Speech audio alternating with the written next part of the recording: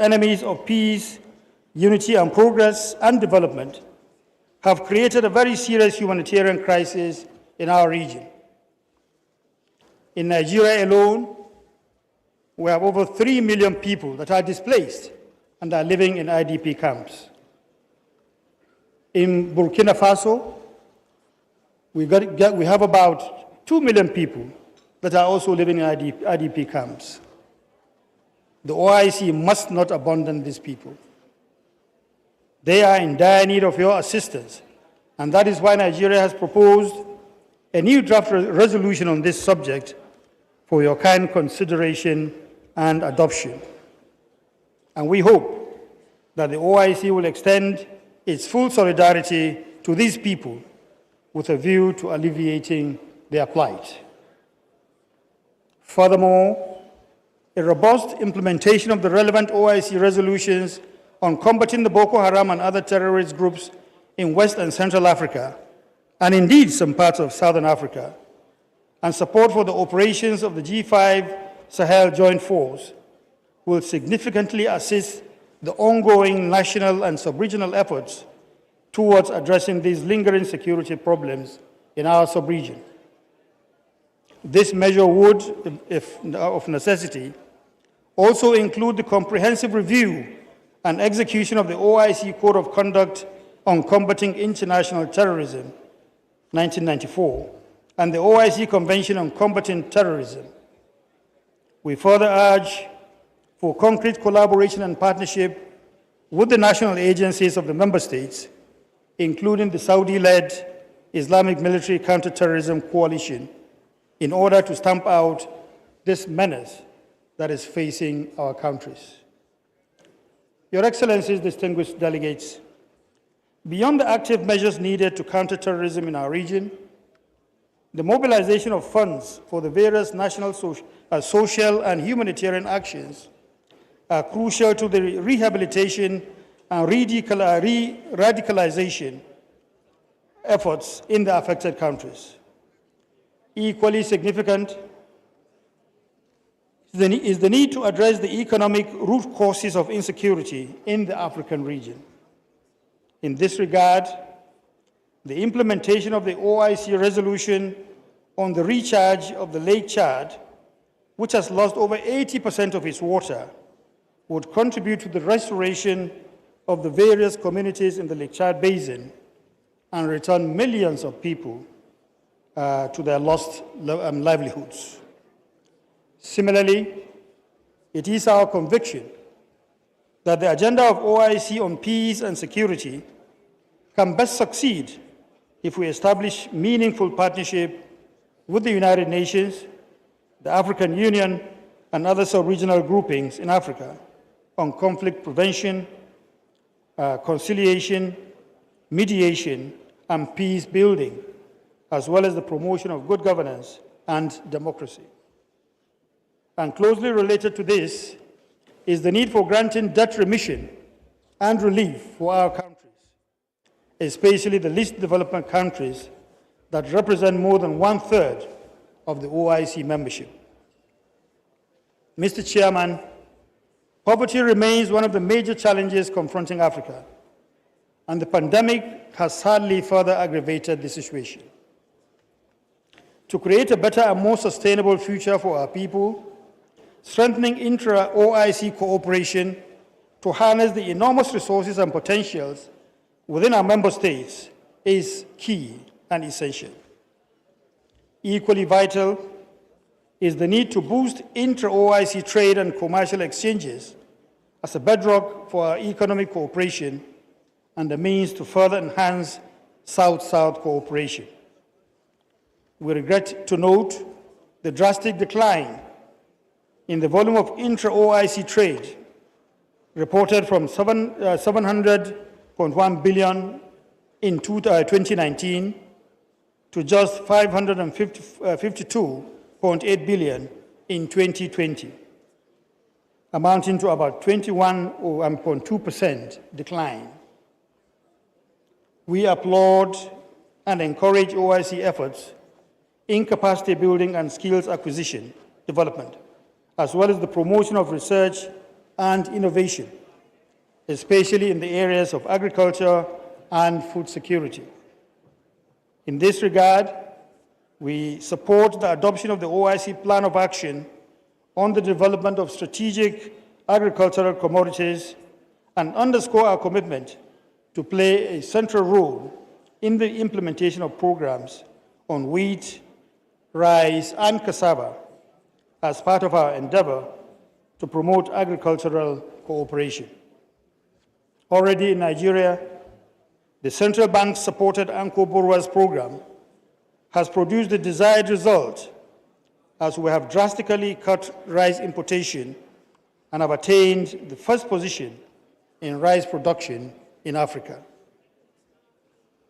Your Excellencies, distinguished invited guests, as we commend the OIC for its sustained interest in Africa through the various IDB initiatives, which include the Islamic Solidarity Fund for Development, the Islamic Development Fund, and the Special Program for the Development of Africa, we call for additional mobilization of resources in order to achieve the target capitals of these funds and programs.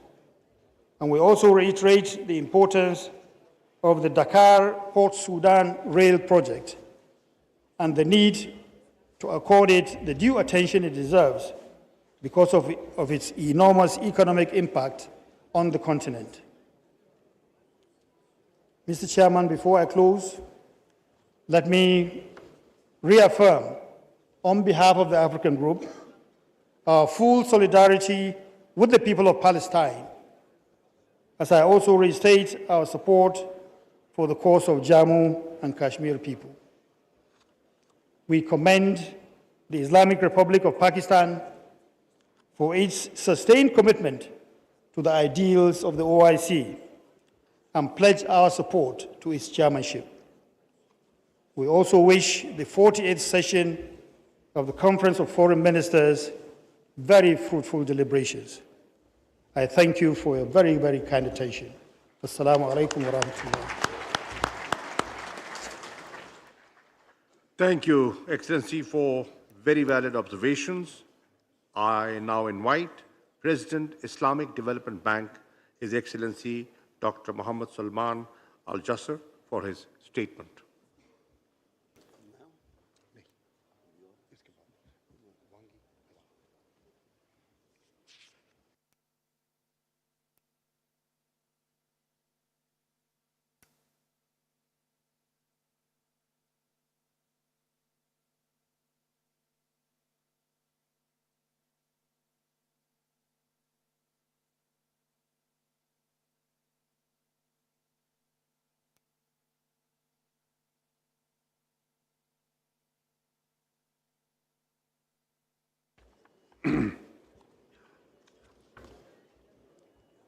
بسم الله الرحمن الرحيم والصلاة والسلام على أفضل الأنبياء والمرسلين سيدنا ونبينا محمد وعلى آله وصحبه أجمعين ومن تبعهم بإحسان إلى يوم الدين.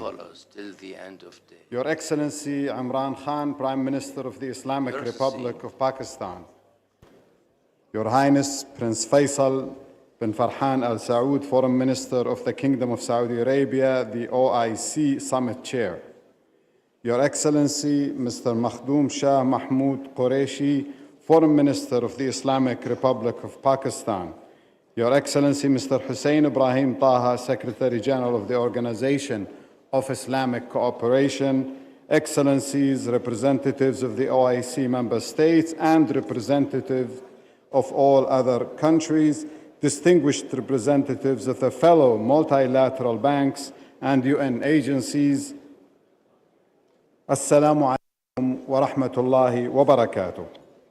Allow me to begin by expressing my utmost appreciation to this esteemed session of the OIC Council of Foreign Ministers for designating building partnerships for unity, justice, and development as its theme, which is most pertinent. We cannot overemphasize the importance of partnerships for realizing our vision of prosperity, development, and solidarity. As an institution committed to sustainable development, the Islamic Development Bank recognizes that partnerships are the key enablers for socioeconomic advancement. To continue to respond to evolving development needs, the Islamic Development Bank is firmly committed to supporting green, sustainable, and resilient infrastructure, the foundation for higher productivity and growth. The Islamic Development Bank is also investing in inclusive human capital development and social infrastructure through investment in health, education, nutrition, and job creation. For the bank, solidarity means strengthening partnerships and cooperation among the member countries in all possible areas to enhance their collective economic development. To achieve this goal, the bank has introduced new modalities and initiatives to strengthen economic linkages among its member countries. The programs under IDB's regional cooperation and integration, supported by our private sector group entities, aim to scale up regional integration projects, intra-OIC trade and investment levels through cross-border projects and trade corridors.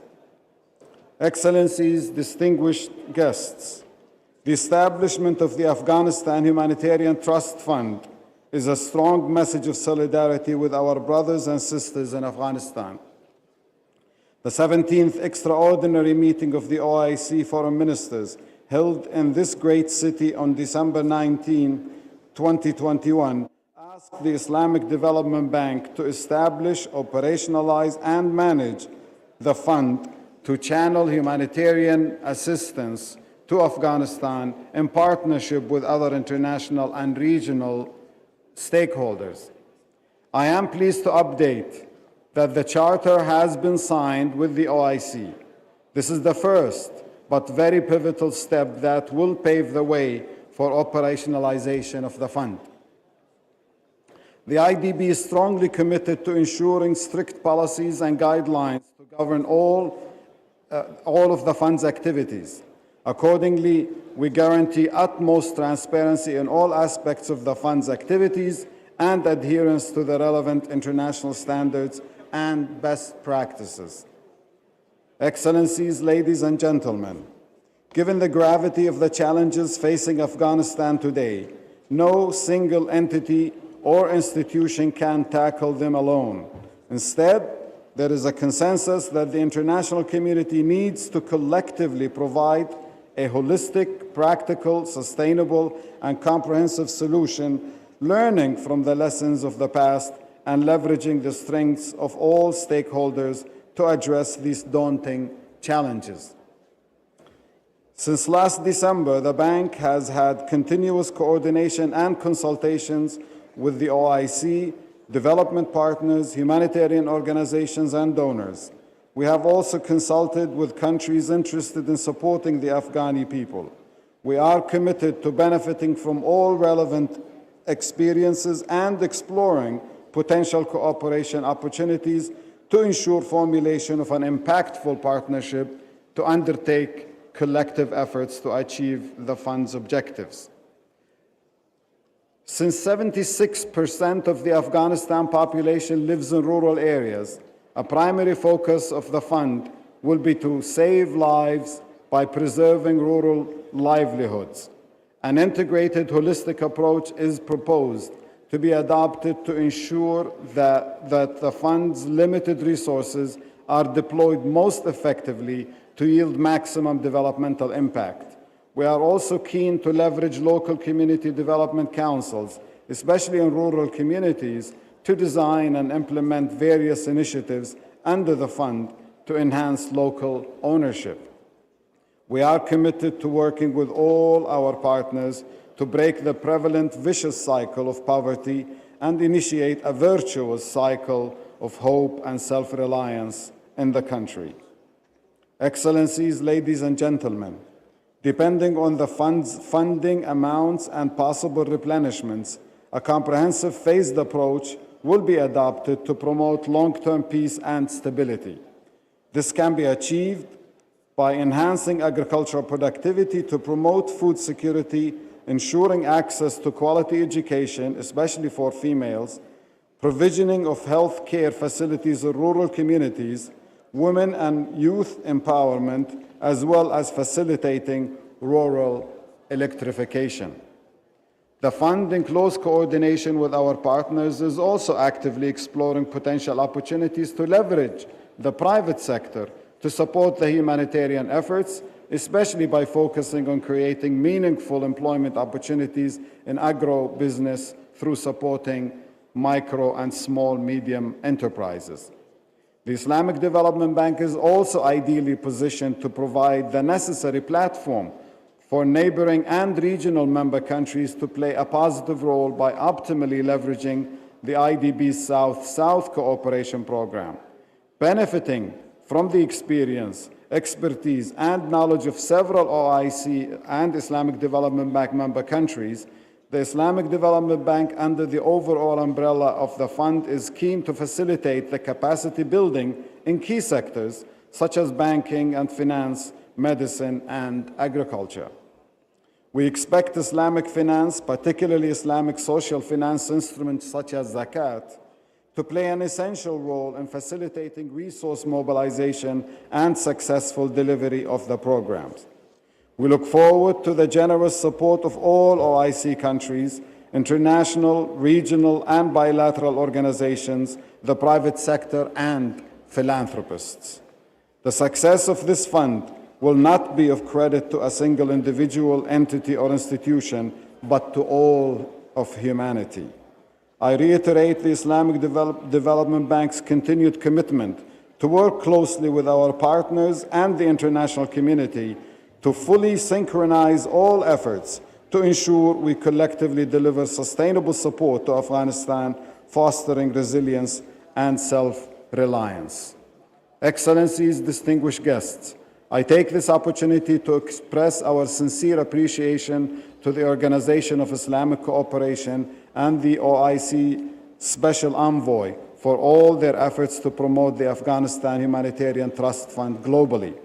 I would also like to thank the Kingdom of Saudi Arabia for this vital initiative whereby we take the lead in helping our fellow Muslims.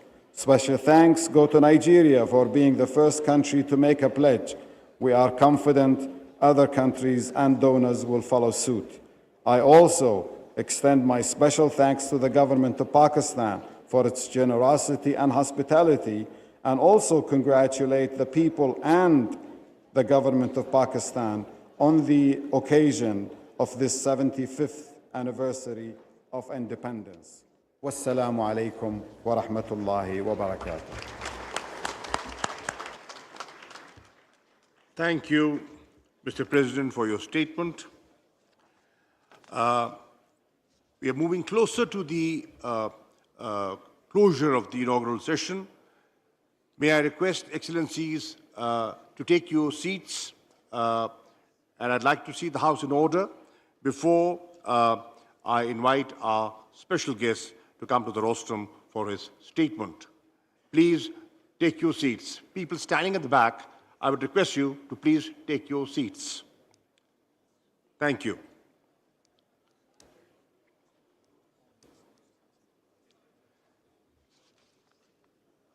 Excellencies, today we have with us His Excellency Mr. Wang Yi, State Councillor, Foreign Minister of the People's Republic of China, as a special guest. I now request him to come to the rostrum for his statement. State Councillor Wang Yi.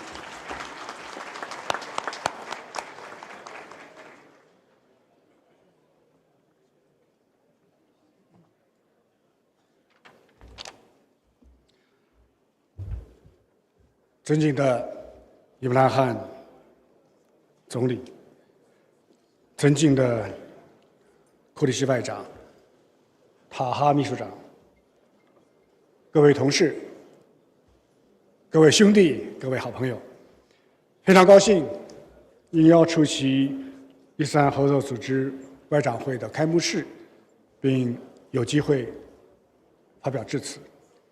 这是中国外长首次参加伊斯兰合作组织的外长会，充分体现了中国同伊斯兰世界加强交流合作的真诚愿望，必将推动我们的双方关系迈上新的台阶。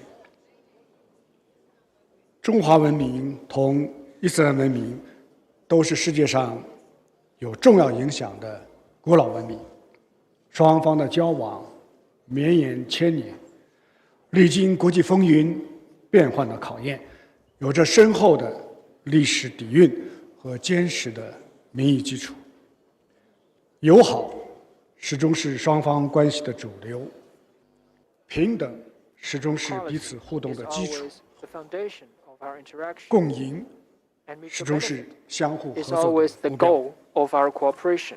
长期以来，我们始终坚持互尊互信，支持对方核心关切。我们不会忘记当年阿尔及利亚等国共同提交议案，近30个伊斯兰国家坚定的支持，把中国抬进了联合国。同样，在伊斯兰世界最为关注的巴勒斯坦问题上，中国的支持从未犹豫，从未缺席。我们始终坚持团结互助，致力发展，实现共同发展。疫情爆发后，伊斯兰国家第一时间给予中国宝贵的支持，中国也及时向50个伊斯兰国家提供了13亿剂疫苗以及大量的抗疫物资。共建“一带一路”已经成为双方走向发展繁荣的桥梁和纽带。中国迄今已经同54个伊斯兰国家签署了合作文件，开展了将近600个大型的合作项目，资金投资的总额达到了4000亿美元，给双方人民带来了实实在在的利益。我们始终坚持互学互鉴，守护世界的多样文明。中华文明和伊斯兰文明历史上都对人类文明做出过重大的贡献，而近代以来，我们也都受到了不公正的对待。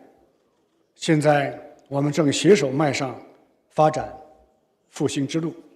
我们要大力倡导文明平等对话、交流互鉴，从彼此的悠久文明中汲取智慧，共同抵制文明歧视，共同反对文明冲突。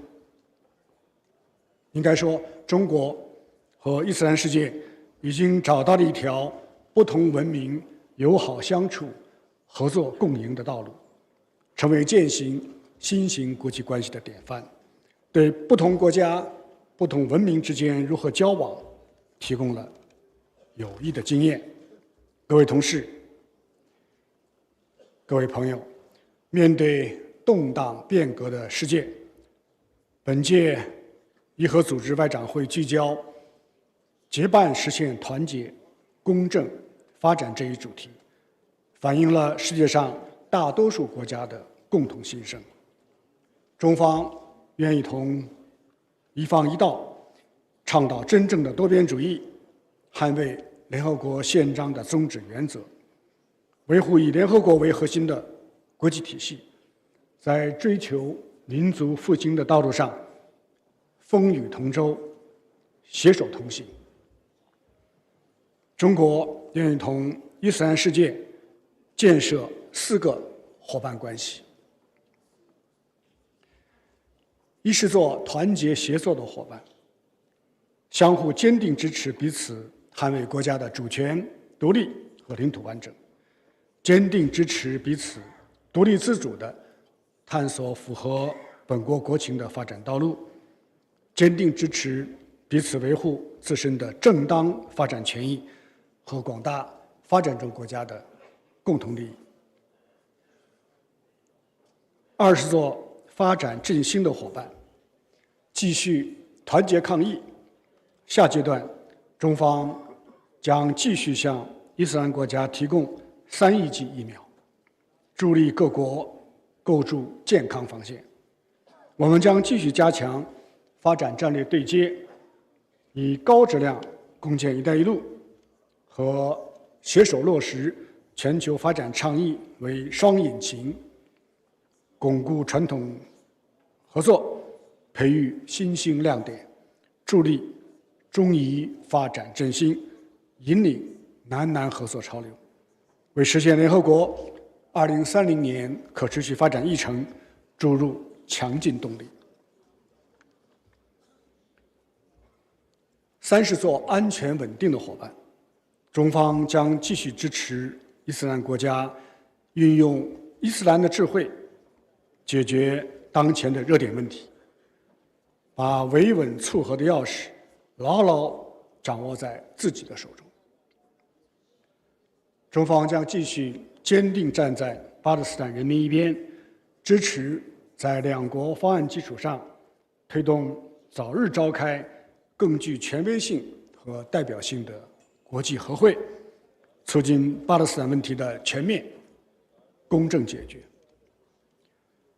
中方将尊重阿富汗人民自己做出的选择，支持阿富汗实现包容建政、稳健治理，开启和平重建新的篇章。在克什米尔问题上，我们今天再次听到了很多伊斯兰朋友的呼声。中方和大家一样，我们抱有同样的愿望。中方也支持俄罗斯和乌克兰继续和谈，谈出停火，谈出止战，谈出和平。要防止发生人道主义灾难，要避免乌克兰危机外溢影响和损害其他地区和国家的正当权益。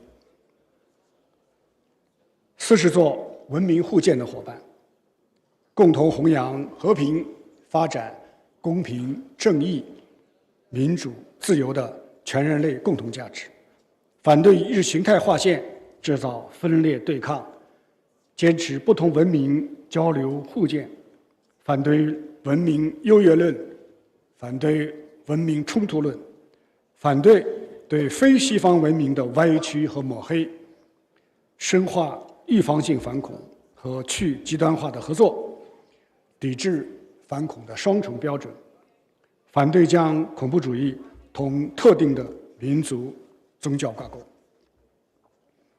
各位同事，历史已经证明，并将继续证明，中国是伊斯兰世界的真诚朋友和合作伙伴。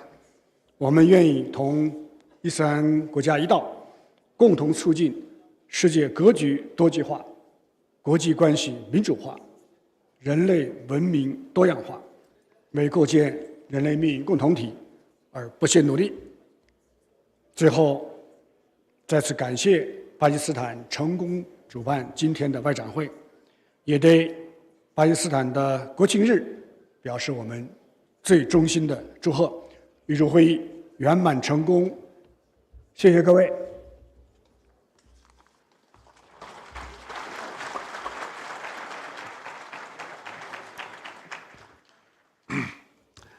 Thank you, Excellency, for your insightful remarks. We are grateful indeed for your gracious presence.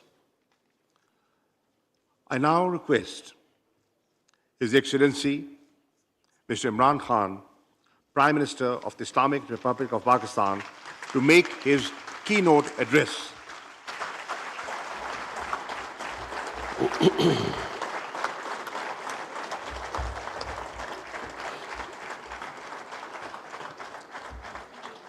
Bismillah ar-Rahman ar-Rahim. Iyaka na'budu wa iyaka nasta'in. In the name of Allah, most gracious, most merciful, Secretary General OIC, Thy aid do we Hussain seek, Brahim and Thy Taha, do we worship. Foreign Minister, Kingdom of Saudi Arabia, Prince Faisal bin Farhan Al Saud, Honorable Foreign Minister of China, Wang Yi, Royal Highnesses, Honorable Foreign Ministers, Excellencies, ladies and gentlemen. First of all, let me welcome you with great joy and happiness on this 48th Foreign Ministers OIC meeting. And it's being held in Islamabad at a time when we are celebrating our 75th anniversary of our independence. So I want to warmly welcome you. I hope you have a great stay here. And from the people of Pakistan, they are overjoyed that all of you are here and on this special occasion. Today I want to especially congratulate our OIC members because of a landmark resolution passed in the United Nations declaring 15th March as a day to combat Islamophobia.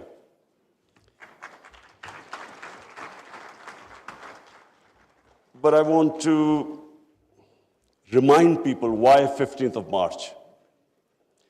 15th of March was a day when a gunman walked into a mosque in New Zealand and shot dead 50 people. Why did he shoot them? Because he felt that all Muslims were terrorists. Where did this Islamophobia grow and was allowed to keep growing? After 9/11. What happened after 9/11? Unfortunately, this narrative of Islamic terrorism, Islamic radicalism, this narrative went on unchecked. Respected foreign ministers, I have spent a lot of my life in England, touring all over the world as an international sportsman. And I understand the Western civilization probably much better than most people. I went to university there and then used to spend half my year playing sports in the summer in England. Now I saw this growing. After 9/11, this Islamophobia kept growing. And the reason was, I'm sorry to say, that we, the Muslim countries, did not do anything to check this wrong narrative. How can any religion have anything to do with terrorism? How was Islam equated with terrorism? And once that happens, how is the man in the street in Western countries, how is he supposed to differentiate between a moderate Muslim and a radical Muslim? How can he differentiate? Hence, this man walks into a mosque and shoots everyone he could.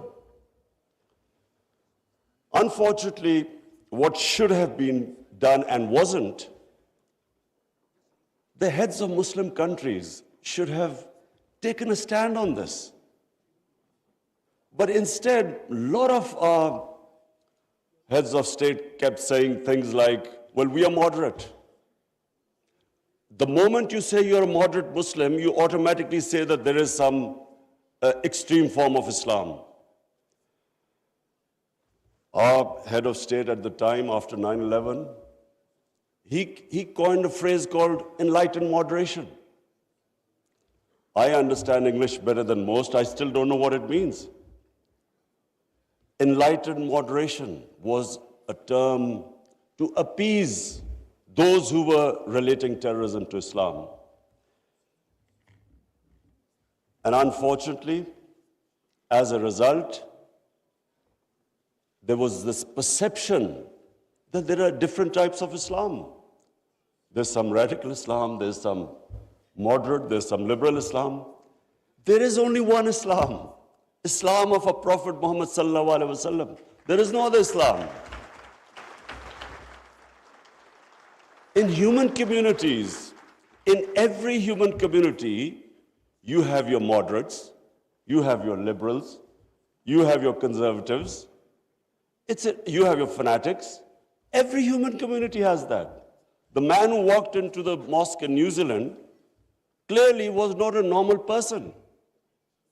So, but why no other human community was branded with their religion? 1.5 billion people branded by these terms. And there always should be self-criticism, because that's how you improve. Unless you analyze your mistakes, you can't improve yourself. So that was the biggest mistake we made. We did not challenge this narrative. And guess who suffered?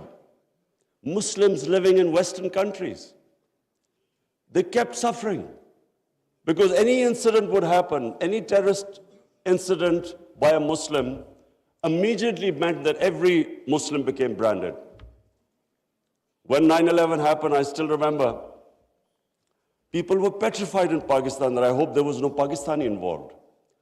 How could how could whole community be responsible for some fanatical deed by some extremists? So therefore, this was it was one of the worst periods for Muslims living in non-Muslim countries. And then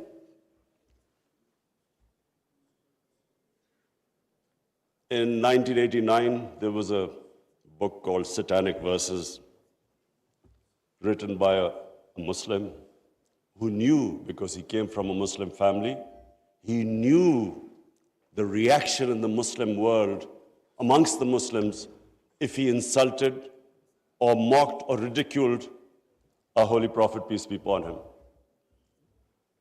But what happened after 1989 was, rather than again the Muslim world coming up with an intellectual narrative, trying to explain to them that why do we feel, why are we so hurt when our Holy Prophet is ridiculed? Why does it hurt us so much? Living in and knowing the Western societies, I knew why they couldn't understand, because they do not treat religion like we do. Jesus Christ is not treated the way we in the West, the way we treat our Holy Prophet here. So they couldn't understand what was going on. Why were there demonstrations? Why were there death threats to Salman Rushdie? So they kept thinking that the Muslims do not allow freedom of expression. So Muslim world is intolerant. It doesn't allow freedom of expression. They were able to vilify our religion. And yet there was no coherent response from the Muslim world. And therefore, we kept into the cycle. Every few years, there would be some cartoons, insulting cartoons against our Prophet. Every few years, there would be something insulting him. We would respond. There would be some act of extremists. They would not respond. So this Islamophobia, this cycle, kept getting worse. And poor Muslims living in Western societies kept suffering. So that's why I'm really pleased that for the first time it has been acknowledged that Islamophobia is a reality and something needs to be done about it. And from now onwards, we hope that we will be able to put forward a narrative that why it hurts us so much. And honorable foreign ministers, let me just say that I only came into politics 25 years ago. I was watching this Islamophobia building up in Western societies. But two, I wanted my country. We were the only country which became independent in the name of Islam. And so,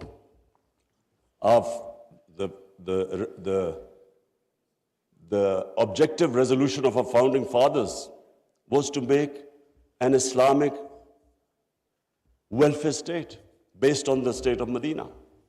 So I came into politics 25 years ago because that was my goal.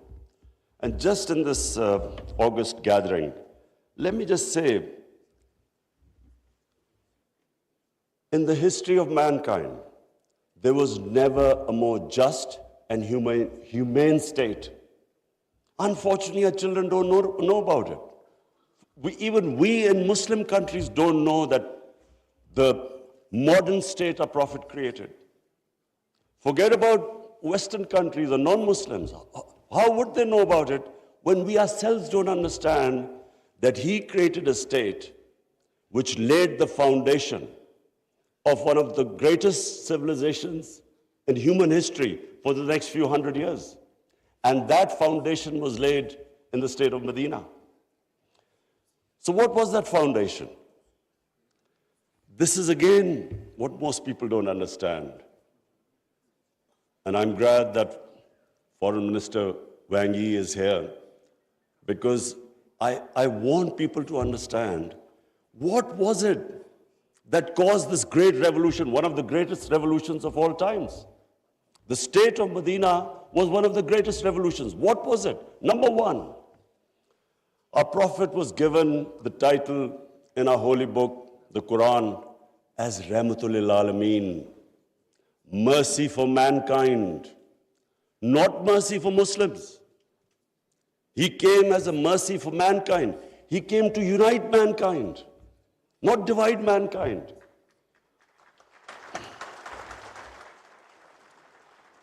Allah for Muslims is Rahmat, Rabbul Alameen, not Rabbul Muslimeen.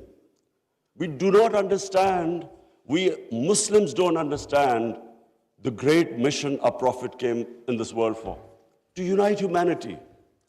The Charter of Medina was signed with Jews, with Christians, with Sabians, and with pagans.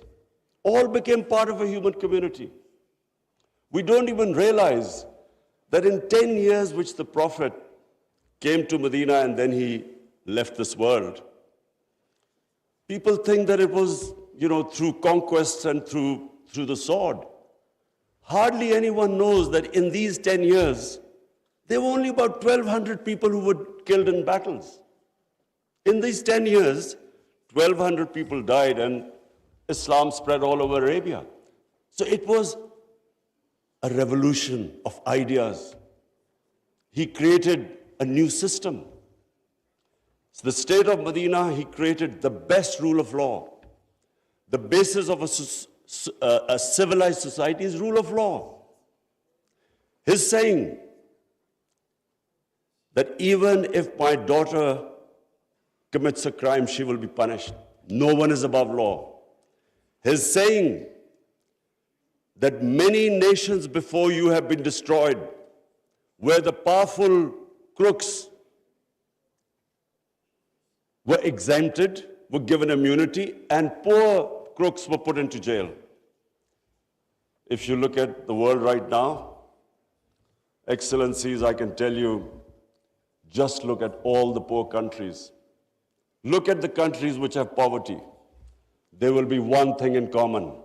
They cannot catch the white-collar criminals. They only end up putting petty criminals in jail. This is the biggest problem which our Prophet, peace be upon him, predicted almost 1,500 years ago. The developing world is poor, not because they lack resources, because they cannot put the powerful criminals in jail. There's a fact-type panel report by Secretary General of the United Nations. According to this report, and this will shock all of you, that every year, $1.6 trillion leave the poor countries and end up in tax havens and in the developed world. $1.6 trillion according to the fact-type panel report of the UN Secretary General. Just imagine what is going on. Poor countries are being robbed simply because we cannot put the powerful criminals in jail. We cannot bring them under the rule of law. This is what our Prophet predicted. And this was the state of Medina where he set up this system of rule of law, no one above. And two of the first four Khalifas, two of the first four heads of state of Medina ended up in court of law. and one of the most revered and respected figures of Islam, who was the fourth Khalifa, he loses a case against a Jewish citizen because the judge refused to accept the testimony of his son. This was the justice system there, which laid the foundation of this great civilization. So what does it show? Number one,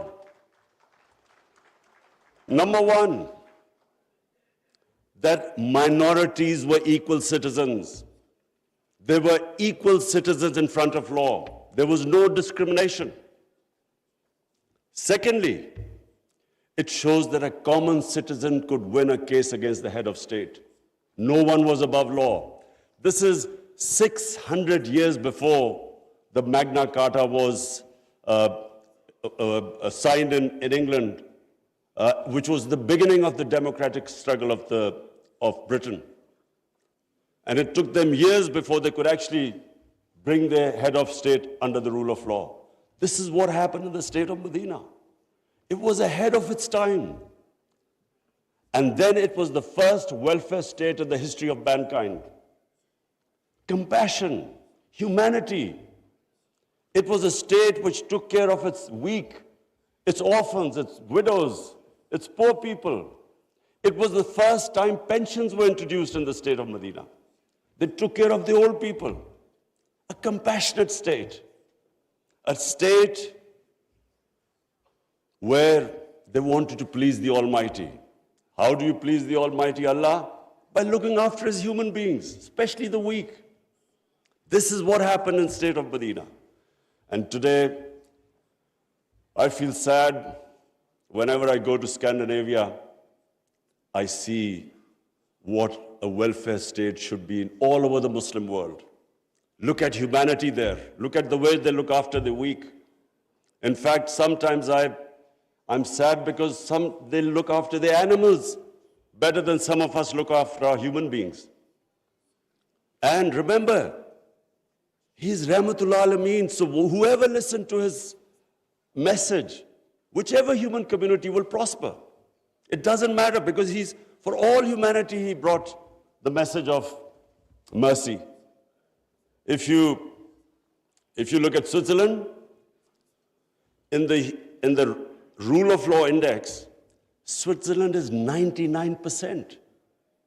99%. So with hardly any resources, it is one of the most prosperous countries in the world. So as I said, anyone who goes by the model of Medina will prosper. And then, quest for knowledge. Foreign Minister Wang Yi, you'd be surprised, one of our prophets saying, he said, even if you have to go to China to learn and quest for knowledge, you must go there. Now, first China at that time was center of knowledge, but it meant even risking your life. Going from, at that time, Arabia to China meant you might not come back. So that was the quest of knowledge.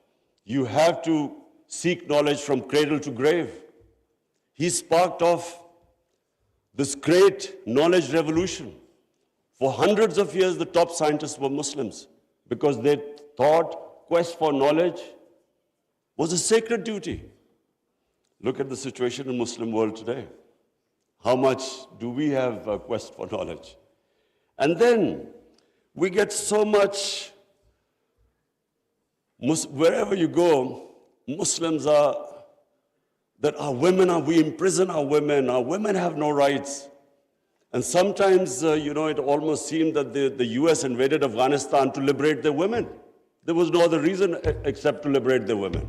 Somehow our women are in prison. Let me just tell you that it was a revolutionary move by our Prophet that women were given inheritance rights. They were empowered. In Europe, even 100 years ago, the women barely got their inheritance rights. 1,500 years ago, women were given their rights. And no one seems to know this. And sadly, cultural issues are equated to our religion. We cannot explain, sometimes Western people say, they confuse culture with religion. I'm sad to say in Pakistan, we discovered 70% of our women do not get inheritance rights.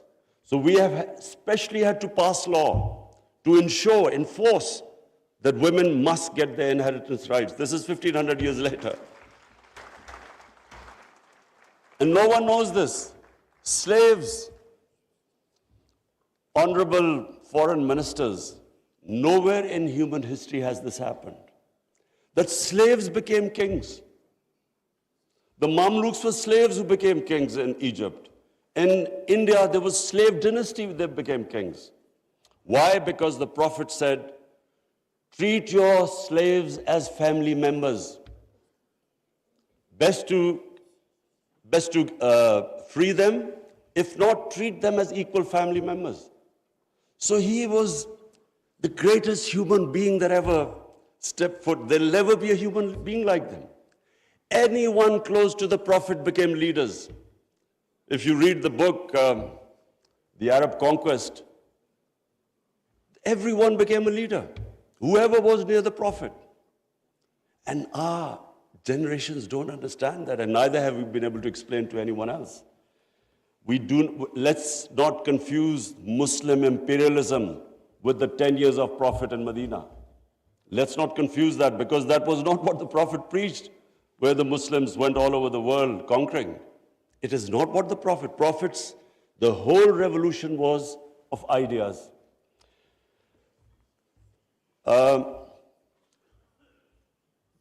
Honorable foreign ministers, one of the ideas of OIC is to protect Islamic values. So now I will say something which is completely different. I believe that Islamic values never have been so much under threat as they are right now. And I bring this to this August assembly because when I became the Prime Minister, I asked the police chief, asked him what the crime chart. I was amazed to note that sex crime, child abuse and rape is the fastest growing crime in this country. So we did further investigation. We discovered that the mobile phone, the sort of pornographic material available on the mobile phone to children, this has never happened in human history. So the material available is causing havoc in our society without us knowing. Parents don't know what's happening when the child goes into his room or something. They don't know what he's watching on his mobile phone. It is very important that this August forum, we should plan how to combat this, because it is already having a huge impact. We have a rise in divorces. We all know that the more vulgarity, the more a society gets permissive, it has a direct impact on the family system. One of the most important things about Islam is that our religion protects the family system. We have values like we respect parents. We have respect for our teachers. But the culture that is coming through, social media, we really need to think carefully, how are we going to protect our generations? I have formed in Pakistan a Rahmatul Alameen authority of scholars. The whole purpose is how are we going to give an alternate point of view to our children, cartoons. How do we, because children get influenced from that age onwards. How do we strengthen our children against this unpredictable social media revolution? How do we know where it is going? So I think that I thought at this meeting I should mention, because we need to start thinking about alternate media, how we can combat. You can't stop social media, but we can give our children, fortify them, strengthen them ethically and morally. Now I come to two important political issues. One is Palestine and the other is Kashmir. Honorable foreign ministers, we have failed both the Palestinians and the people of Kashmir. I'm sad to say that we have been able to make no impact at all. They don't take us seriously. We are a divided house, and those powers know it. We are 1.5 billion people, and yet our voice to stop this blatant injustice is insignificant. We are not talking about conquering some country. We're simply talking about the human rights of the people of Kashmir and Palestine, the international law, which is on their side, United Nations Security Council resolutions that back their right. In Kashmir, the international community promised them the right to decide their own destiny through a plebiscite. That right was never given to them. In fact, the special status of Kashmir was taken away illegally by India on 5th August 2019.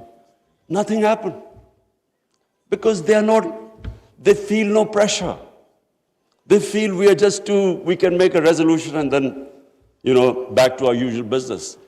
I'm not talking about altering our foreign policies. All of us countries have our different foreign policies. But on core issues, I'm asking the OIC that unless we have a united front, we will keep these abuses will happen. Like in Palestine, it's daylight robbery going on in Palestine. The only hope I have is now because of social media, first time in Western countries, there's awareness of what's going on to the poor Palestinians. That is so far much more than the OIC. It's the mobile phone and the spread of information of the injustices being done to the Palestinians. That is the best, at the moment, the best way to protect them, not us. In Kashmir, it's a war crime, according to the 4th Geneva Convention, to change the demography of an occupied land. India is changing the demography of Kashmir by making the Muslims from a majority to a minority, by bringing in settlers from outside. This is a war crime. Yet no one has pushed about it. Neither India has pushed nor Israel, because they think we are ineffective.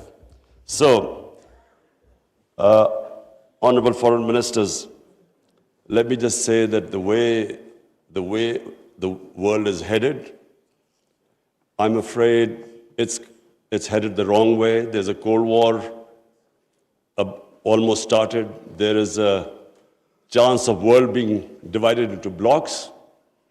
We 1.5 billion people, unless we are united, unless we take a united stand, we'll be nowhere.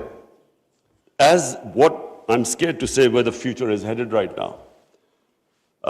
Before I come to Ukraine, I just want to talk about Afghanistan. It is extremely important that we stabilize Afghanistan. After 40 years, and no nation has suffered as the people of Afghanistan. 40 years of conflict.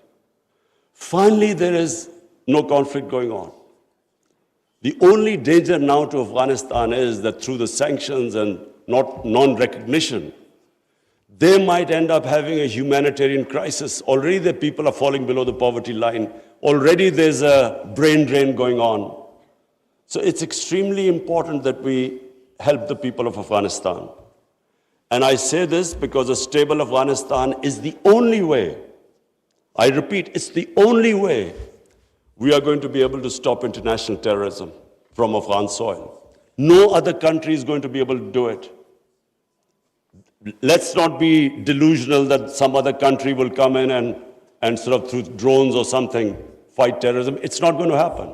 The only hope is a stable Afghanistan government that can take care of international terrorism. I want to add a word of caution. Anyone who knows the Afghan character should be cautioned that please do not push the people of Afghanistan to do things where they feel that their sovereignty is being threatened. They are very proud, independent-minded people. They have always fought for their sovereignty for hundreds of years. They do not like the idea that someone is dictating to them. So I would caution that let's help them, let's encourage them, let's get them involved in the international community. And I believe that the people of Afghanistan are strong enough to evolve and go in the right direction. But please let's remember that the Afghan character does not like outside interference. And finally, I come to Ukraine. I'm, like I think everyone here and the rest of the world, we're all worried about what's going on there. May I suggest that the OIC, during its discussions, the foreign ministers, we should think about how we, represent 1.5 billion people, how we can mediate, how we can bring about a ceasefire, how we can try and put an end to the conflict. I'm going to meet His Excellency Wang Yi after this, and I want to discuss how maybe OIC, along with China, how we can all step in and try to stop this conflict, which is going to have, if it keeps going the way it is, it will have great consequences for the rest of the world. I have already, as the head of the government here, I can tell you that we are already suffering.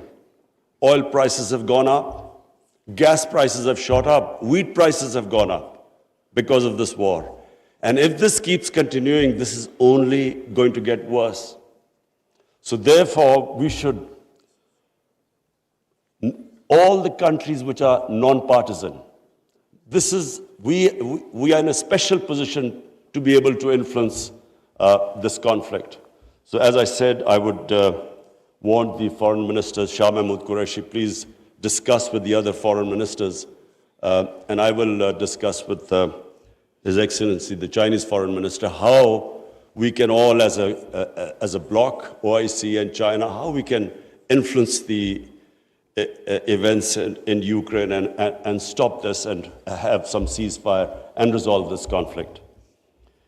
Lastly, honorable foreign ministers, let me again say what a pleasure it was to welcome you to my beautiful country. I want to end by saying, again, I repeat, that the world is moving in a direction which is sadly worrisome for all of us. In bloc politics, in Cold War, and let's just 1.5 billion people we keep underestimating the strength we have. Somehow we lack self-belief.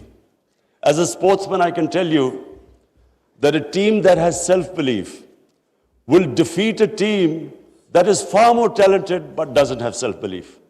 We don't have self-belief. We somehow look to others to help us and get justice. But where the world is headed, it is extremely important that we get united and on certain core issues take a stand. And let's not be dragged into blocks, into the conflicts. We should stay as a bloc and show our power in bringing about peace rather than becoming part of some conflict. Thank you very much.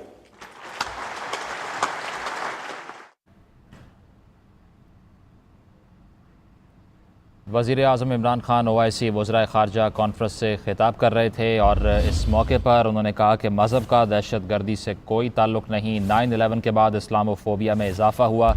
इस्लाम का किसी तौर दहशतगर्दी से ताल्लुक़ नहीं बनता। उन्होंने कहा कि इस्लाम को दहशतगर्दी से जोड़ने से ज़्यादा मुतासिर मग़रिब में रहने वाले मुसलमान हुए। कुछ हुक्मरान ख़ुद को एतदाल पसंद कहते रहे, जिससे ज़ाहिर होता है इस्लाम का कोई और रंग भी है।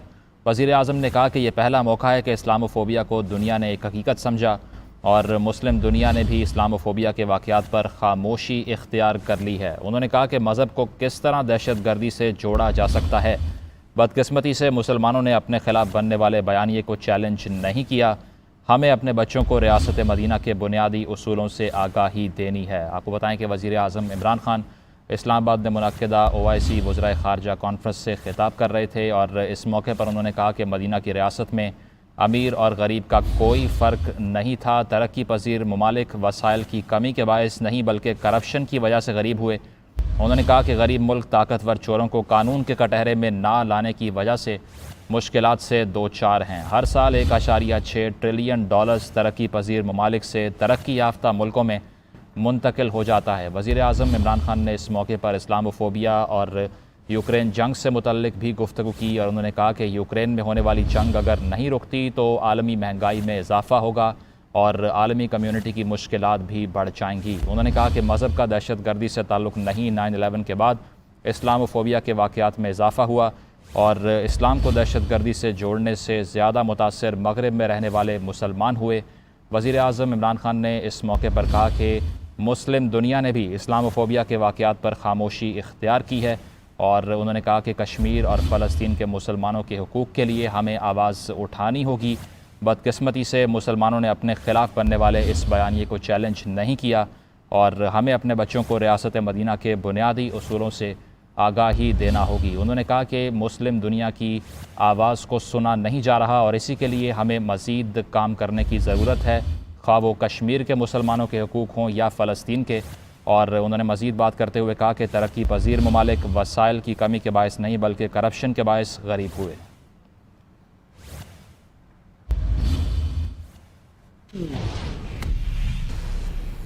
عام خبر آپ کو دیں، کراچی کے علاقے صدر میں ارشد پپو قتل کیس میں نامزد ملزم سابق SHO چاکی واڑہ چاند خان نیازی کو ساتھی سمیت قتل کر دیا گیا ہے. مرنے والا دوسرا شخص عبدالرحمان محکمہ تعلیم بلوچستان کا ملازم تھا. CCTV میں موٹر سائیکل سوار ملزم کو فائرنگ کرتے دیکھا جا سکتا ہے. 31 دسمبر کو ارشد پپو قتل کیس کے مدعی سابق پولیس انسپکٹر جاوید بلوچ کو بھی قتل کر دیا گیا تھا. آپ کو بتائیں کہ کراچی کے علاقے صدر میں ارشد پپو قتل کیس میں نامزد ملزم سابق SHO چاکی واڑہ چاند خان نیازی کو ساتھی سمیت قتل کر دیا گیا ہے اور مرنے والا دوسرا شخص عبدالرحمان محکمہ تعلیم بلوچستان کا ملازم تھا.